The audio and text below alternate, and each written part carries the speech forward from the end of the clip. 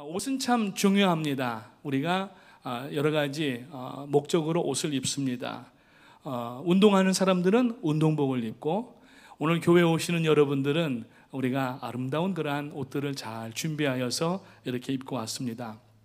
지난번에 한번 인도를 다녀오면서 서울을 거쳐왔었는데, 그때 의정부 다녀올 일이 있었습니다. 그 최남수 목사님 목회하시는 광명교회에서 말씀을 전할 기회가 있어서 이제 아침에 전철을 타고 가는데 웬 사람들이 그냥 가득 등산복들을 입고서 타는 거예요. 거의 10,000원입니다. 아침에 어디 출근길처럼.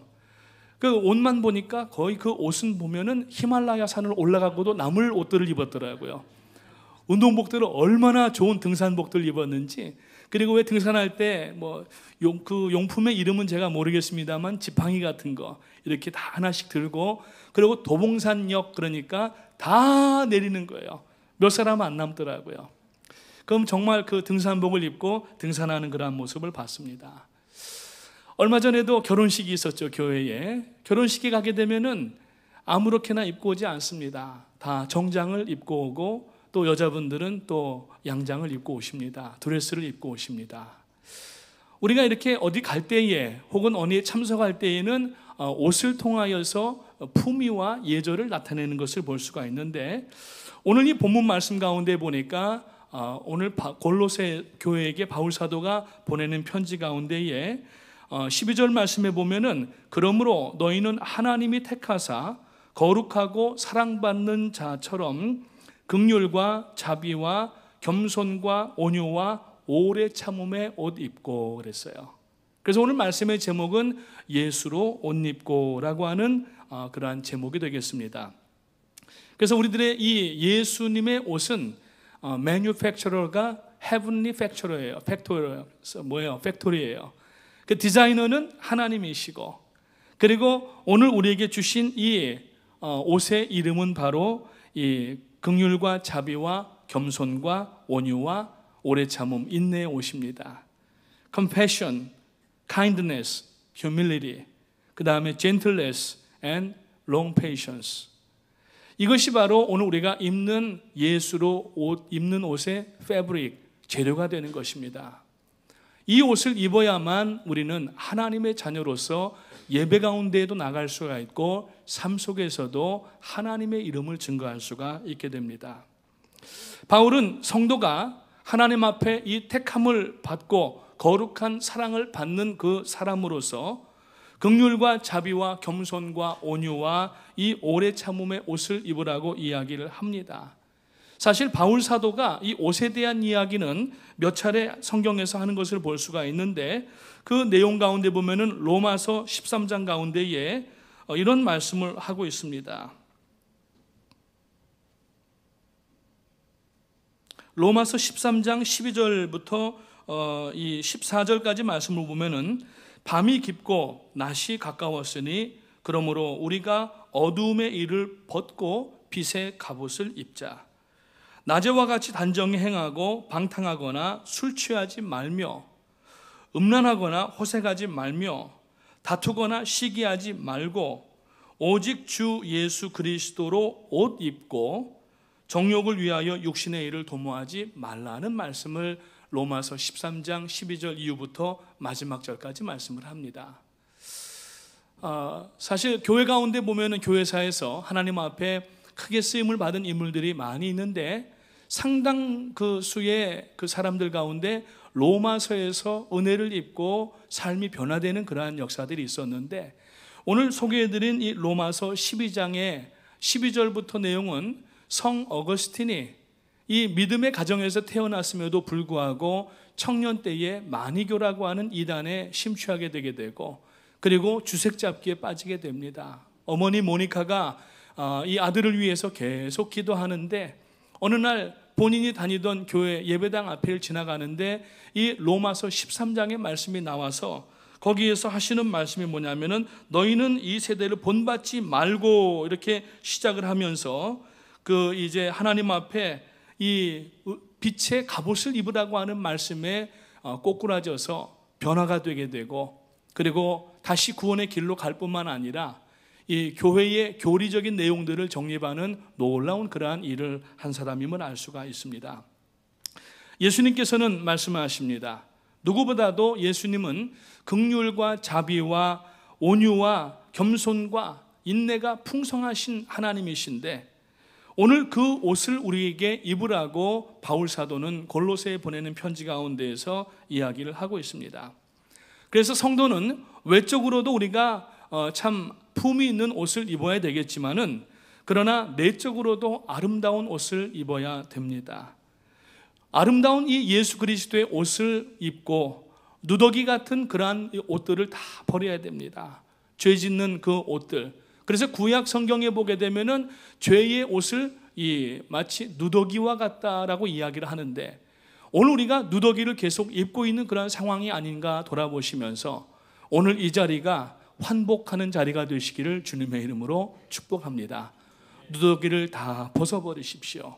그리고 예수 그리스도의 오늘 이 말씀을 드리고 있는 이 옷을 입으시기를 주님의 이름으로 축원합니다. 그러면은 이것은 예수님의 성품에 대한 이야기를 본문에서 하고 있는데, 지금 이 긍휼과 자비와 겸손과 온유와 오래 참음의 5가지 성품을 우리가 입어야 되는데, 그리고 하나님 앞에 이것을 다시 한번 점검해 볼 필요가 있다고 하는 것입니다. 먼저 오늘 13절 말씀에 보게 되니까 여기에서 하시는 말씀이 뭡니까? 누가 누구에게 불만이 있거든, 다투거나 싸운 게 아니라 불만이라고 얘기를 하고 있어요. 그러니까 자기에게 만족스럽지 못한 상황을 이야기를 하는 겁니다. 그것을 계속 가지고 있지 말라고 바울 사도가 말씀을 하면서 서로 어떻게 하라고 했어요? 용납하여 피차 용서하되 주께서 너희를 용서하신 것 같이 너희도 그리하라고 말씀을 하고 있습니다.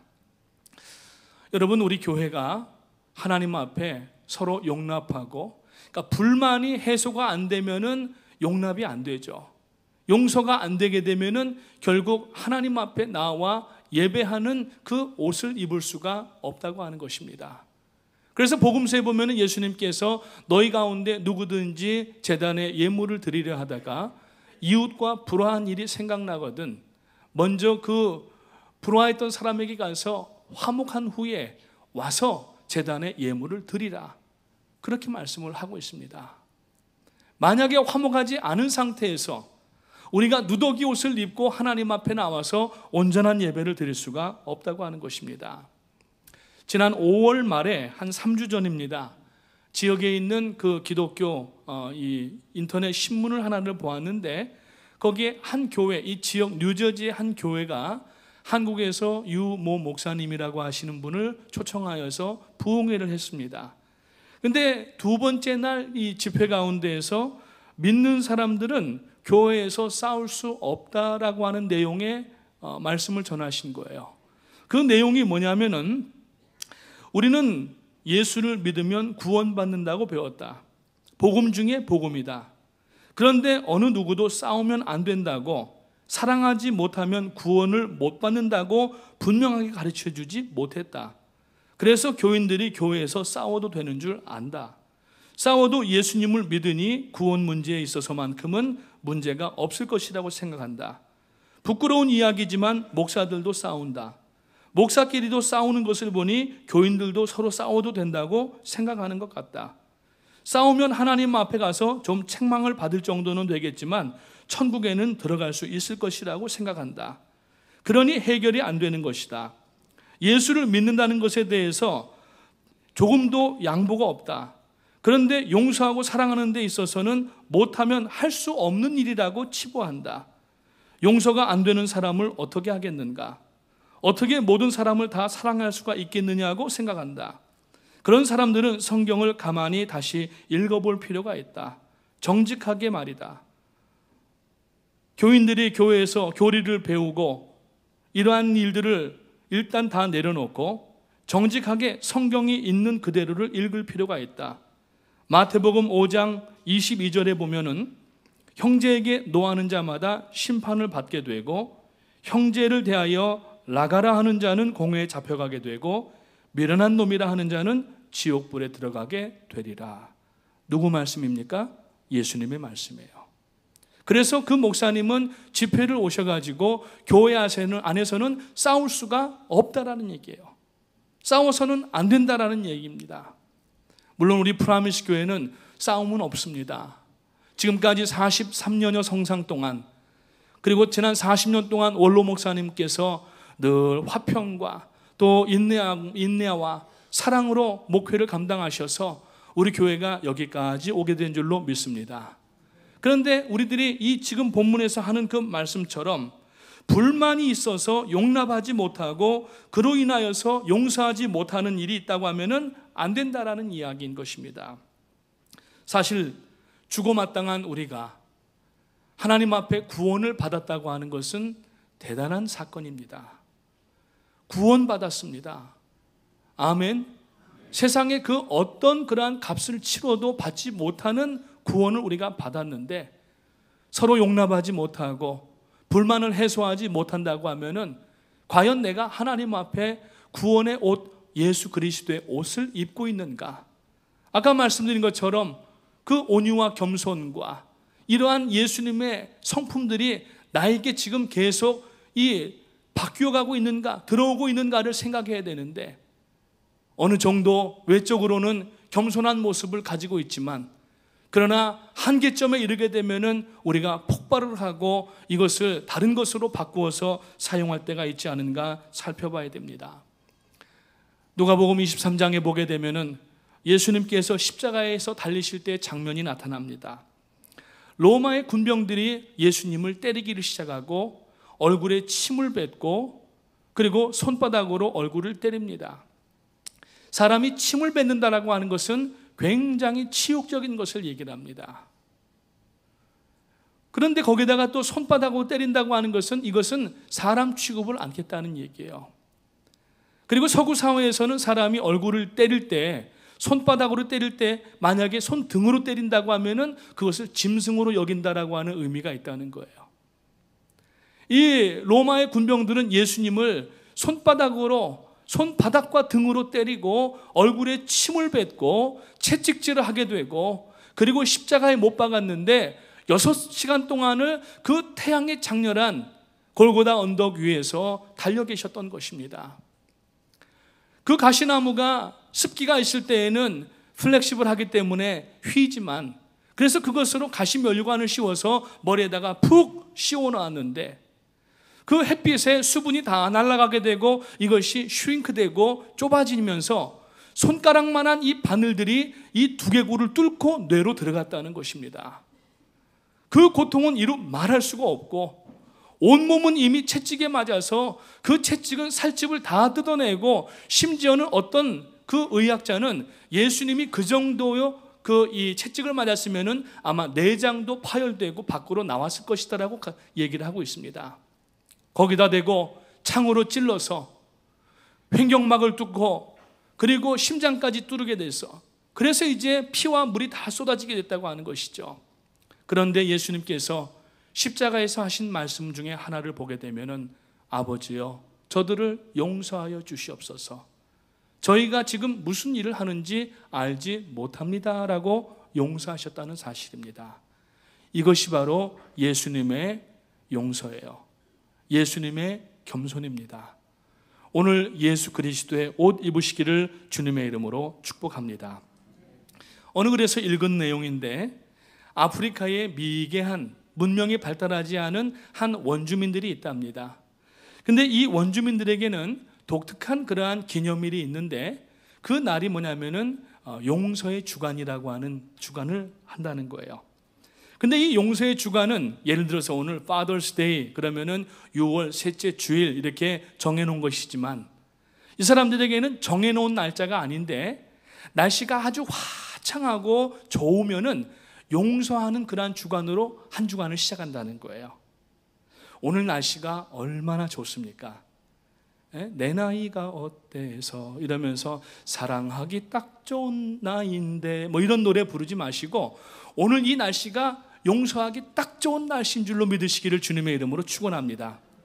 배움이 없고 문명이 없는 아프리카 한 부족원들이 하나님이 자기들을 위하여서 용서하시고 이 맑고 쾌청한 아치를 주셨기 때문에 자기들도 서로에 대해서 용서하는 주간을 시작한다는 거예요. 오늘 우리가 여러분 하나님 앞에 어마어마한 은혜를 받았고, 더군다나 이번 주간에 보니까 비 예보도 없이 그냥 얼마나 날씨가 화창한지 모르겠어요. 그러면 여러분, 이번 주간은 무슨 주간이에요? 용서하는 주간이 되어야 될 줄로 믿으시기를 주님의 이름으로 축복합니다. 여러분, 용서해야 돼요. 오늘 하나님 앞에 지난 주일에도 우리가 용서에 대한 말씀을 나눴지만은 어떻게 또 말씀을 준비하다가 보니까 이렇게 됐지만, 서로가 용서하고 예수 그리스도의 옷을 입어야 됩니다. 용서하지 않으면은 우리는 예수 그리스도의 옷이 아니라 아직까지 구원받기 전에 입었던 누더기를 입고 있는 것입니다. 걸레 조각이라고도 어느 성경에는 보면은 번역이 되어 있어요. 이 누더기 같은 옷을 입고서 여러분, 우리가 하나님 앞에 어떻게 예배를 드리겠습니까? 결혼식에 참여를 하려고 해도 우리가 옷을 깨끗하고 정말 이 정장을 하고 결혼식장에 들어가야 되는데, 오늘 여러분 누더기를 다 벗어버리고 예수 그리스도의 옷을 입고 오늘 세상과 가정과 삶의 현장으로 나가게 되시기를 주님의 이름으로 축원합니다. 두 번째로 오늘 14절 말씀해 보니까 13절에 누구에게 불만이 있거든 서로 용납하며 피차 용서하되 주께서 너희를 용서하신 것 같이 너희도 그리하고, 14절에 보니까 이 모든 것 위에 사랑을 더하라. 이는 온전하게 매는 뭐라고 그랬어요? 띠다 그랬어요. 띠가 뭐냐면은 벨트예요. 벨트. 오늘 여러분들 옷 입고 나오신 분들은 누구나 다 벨트를 했습니다. 모르겠습니다. 여자분 가운데에서는 원피스 입고 나오셔가지고 이 벨트가 필요 없는 분들이 계실 수도 있지만, 사람이 벨트를 안 하게 되면은 두 가지가 어려워지는데, 하나는 자기가 바지가 흘러내리는 줄도 모르게 되고 수치를 당하게 됩니다. 그리고 벨트를 안 하면은 사람이 힘을 쓸 수가 없어요. 무거운 걸 들지를 못합니다. 여러분 올림픽 경기 때 보셨잖아요. 역도 경기가 있는데 그 역도 경기할 때 보면은 남자 역도든 여자 역도든 간에 허리에 이만한 가죽 벨트를 메고 나옵니다. 그 벨트를 매지 않으면은 절대로 그것을 평상시 연습 때 아무리 많이 들었다 할지라도 이 벨트 없이는 그것을 들을 수가 없는 거예요. 뭐냐면은 지금 우리가 주님께서 주님의 그 옷을 입는데 이 옷을 실행할 때에 반드시 떼어야 될 벨트가 있는데 이게 사랑의 벨트라고 하는 겁니다. 아멘. 오늘 이 벨트도 다 여러분들 띄우고 가시기를 주님의 이름으로 축복합니다. 여러분, 오늘 우리의 성품은 포악한 데가 많이 있습니다. 그리고 자기도 모르는 순간에 격해질 때가 많이 있습니다. 여러분 강아지들을 데리고 산책들 하시잖아요. 개들을 많이 기르시는데 독일에서는 법이 개를 밖으로 나갈 때 개 목줄을 묶어가지고 나가지 않으면 법으로 걸리게 돼 있답니다. 오늘 아침에도 교회를 오는데 골목을 돌아서 들어오는데 어떤 주인이 개를 2마리를 끌고 가는데 한 마리가 한 중개 정도 되는데 이 목을 안 매놓은 거예요. 가다가 운전하다가 섰습니다. 치면은 큰일 나잖아요.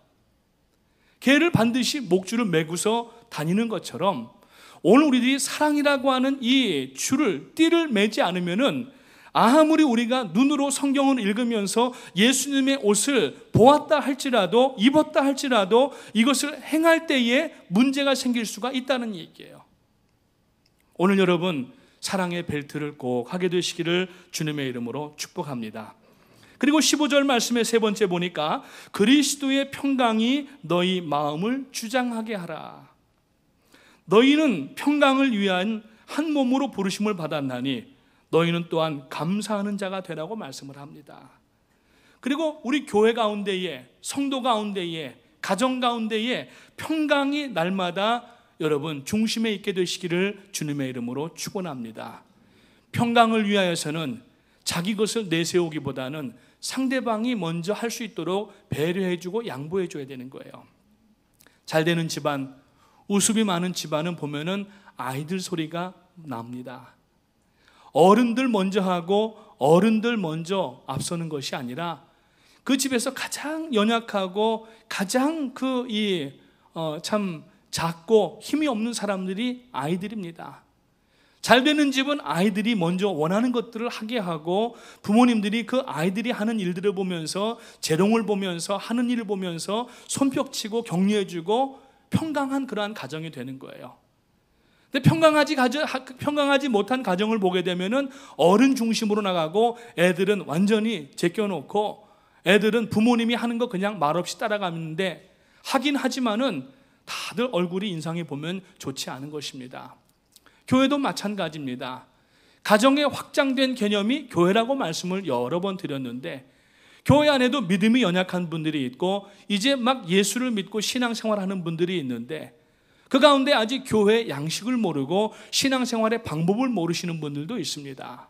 마치 어린아이와 같은 그러한 믿음을 가지신 분들이 있는데 조금 잘못하면은 먼저 믿는 사람들이 막 공격을 하고 불평하고 원망하면 안 된다는 이야기입니다. 참아주고 사랑으로 기다려줘야 된다는 얘기입니다. 그러면 그분들이 잘 이렇게 그 신앙생활 가운데에서 첫째, 말씀을 읽고 들을 때 하나님을 만나게 되고 신앙의 아름다운 이러한 격려를 하고 그리고 충고를 할 때 받아준다고 하는 거예요. 그래서 오늘 16절 말씀에 보니까 그리스도의 말씀이 너희 속에 풍성히 거하여 모든 지혜로 피차 가르치며 권면하고 시와 찬송과 신령한 노래를 부르며 감사하는 마음으로 하나님을 찬양한다 그랬어요. 거기 보니까 너희 속에 그리스도의 말씀이 풍성하면은 지혜로 피차 가르치고 권면한다. 근데 가르친다라고 하는 것은 여러분 뭔가 손가락으로 지시해 가지고서 막 우격다짐으로 하는 것이 아니라는 얘기입니다. 지난번에 몇 주 전에 5월 달에 자녀 교육에 대해서 한번 말씀을 나눴잖아요. 근데 교육이라고 하는 단어에 대해서 말씀을 드렸는데 교육은 그냥 선생님이 칠판에다 써가지고 따라해 하는 것이 아니라 써놓고 그 내용에 대해서 선생님이 직접 몸으로 보이고 그리고 학생들에게 하면서 틀린 부분이 있으면 교정해주는 이 행동 자체를 교육이라고 한다고 말씀을 드렸습니다. 교회 안에도 마찬가지입니다. 교회에는 복음을 전하는 캐리그마라고 하는 복음의 진수가 있다고 하면은 교회 생활을, 신앙 생활을, 이웃과의 관계를 어떻게 해야 되는지 가르치는 디다케, 교육의 의미가 성경 가운데 들어있는데 가르쳐야 되는데 그 가르치는 것을 지시하고 아랫사람 가르치듯이 하는 것이 아니라 여기 보니까 가르치는데 권면한다라고 얘기를 하고 있어요. 이 권면은 사랑의 마음을 가지고 섬기는 마음을 가지고 정말 조심스럽게 하는 것을 권면이라고 얘기를 합니다. 이 권면을 하기 위해서는 먼저 이해를 해야 됩니다. 제가 여러 번 말씀드렸지만은 이해라고 하는 영어 단어가 보면은 understand라고 하는 단어예요. 그것은 이 복합된 단어인데 under라고 하는 말하고 stand라고 하는 말이 섞인 겁니다.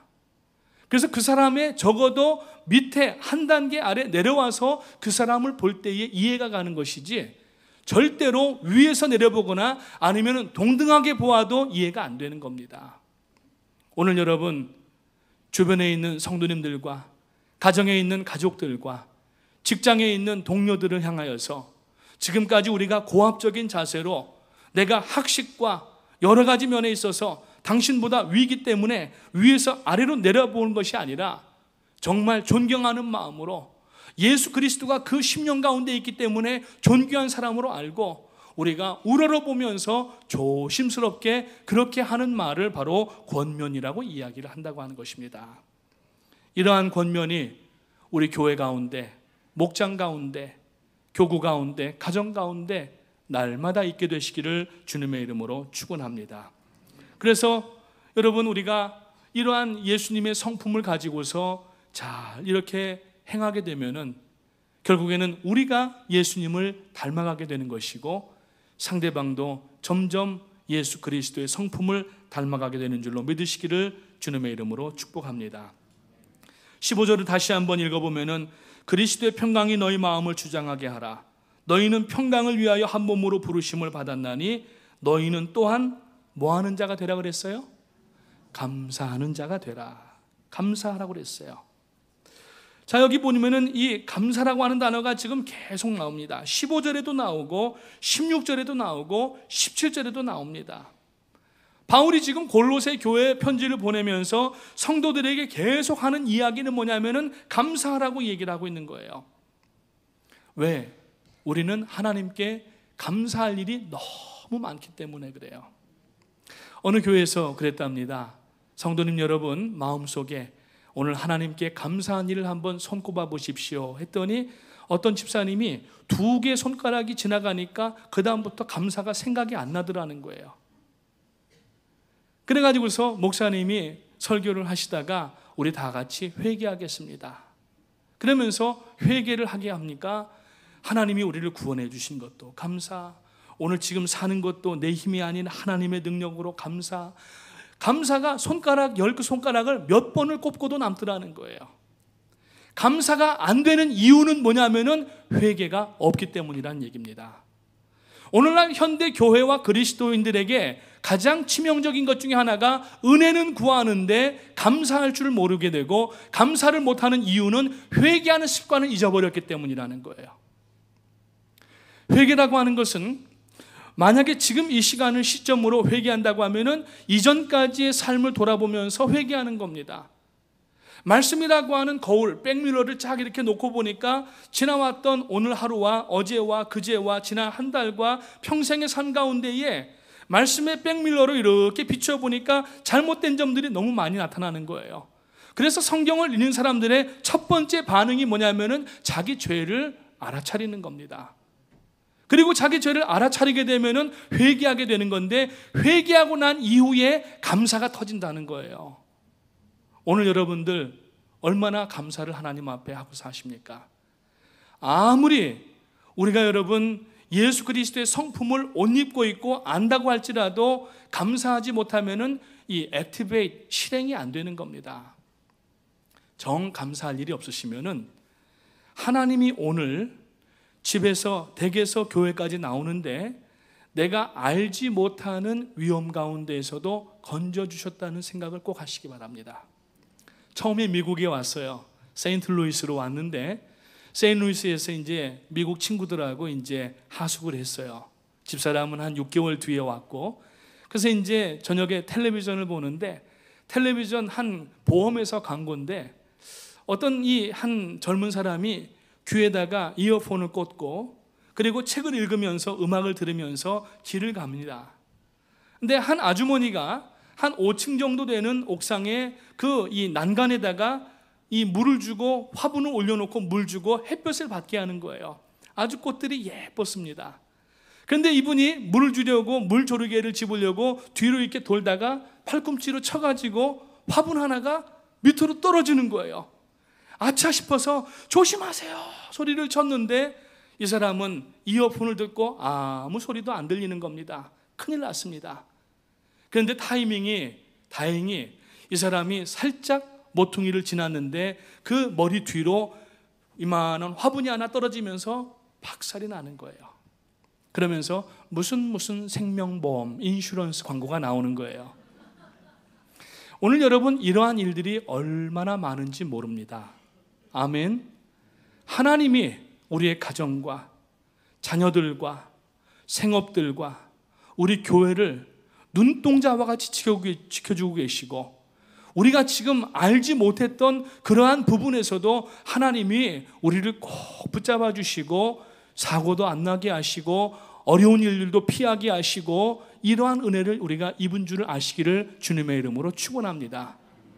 이거 모르면은 계속 하나님 앞에 불평하고 원망하고 다른 사람들에 대해서 불만을 갖고 그리고 계속하여서 잘못된 일을 하게 되는 거예요.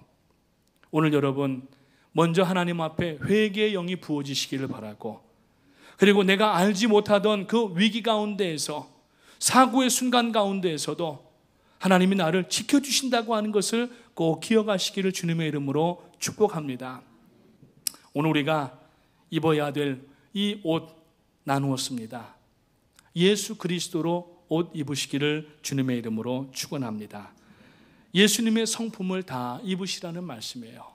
그래서 오늘 이 예배 자리가 누더기 다 내려놓으시고 여러분의 마음속에 정말 더럽고 추한 신앙적인 성품적인 내용들을 다시 한번 새롭게 하셔서 오늘 이제 예배당 문을 나가셔서 오늘 저녁부터 이번 한 주간 동안 우리가 삶을 살면서 하나님 앞에 예수 그리스도의 성품이 잘 나타날 수 있도록 그러한 성도님들 되시기를 주님의 이름으로 축원합니다.